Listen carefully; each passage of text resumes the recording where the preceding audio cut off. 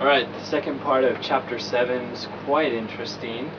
Talks about how the internet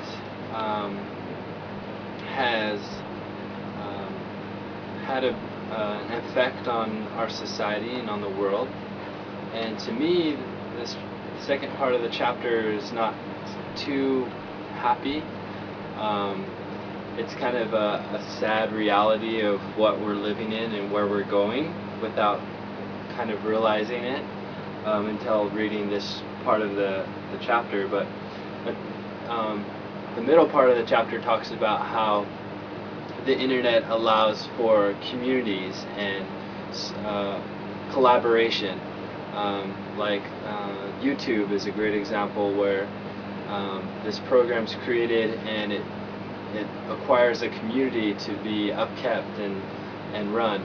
Flickr is another one with photos where people supply the content, and because of the internet providing this amazing ability to talk with people anywhere in the world and to share data back and forth, it's also taking away the jobs of professionals, professional photographers, journalists, editors.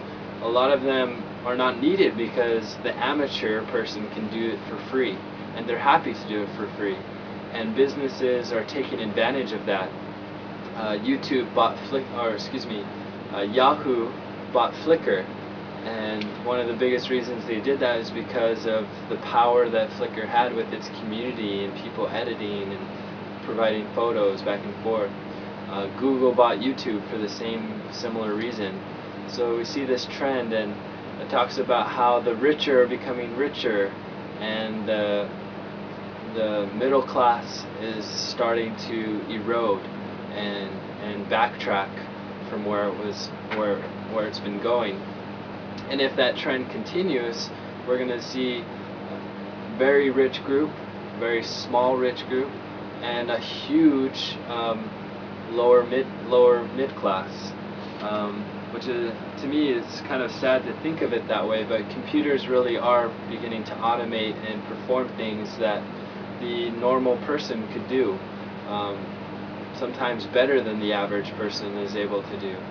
So we need to, just a thought that I had is we need to look for opportunities of looking at your skill set and ask yourself, could this be automated by a computer, or am I unique, and do I have value to a company? Because that's what's going to be needed in the next 5-10 years as we continue.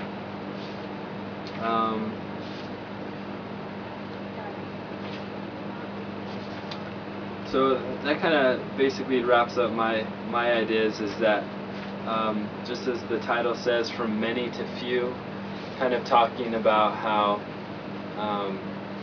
the large masses of employment is starting to narrow down because of the ability of computers increasing, and the richer are becoming richer. But the hope is that eventually the internet will kind of act as an equalizer of the entire world. So you think of the world and how it's spread out with its wealth. And America is a higher class society. We have higher wages and higher pay. We pay more for our things. But as the internet's involved now in connecting the world, our wages and our prices have to go down in order to compete and be competitive with the world that is so cheap. You can see that a lot of companies are outsourcing to India and to other places because of the cheaper price.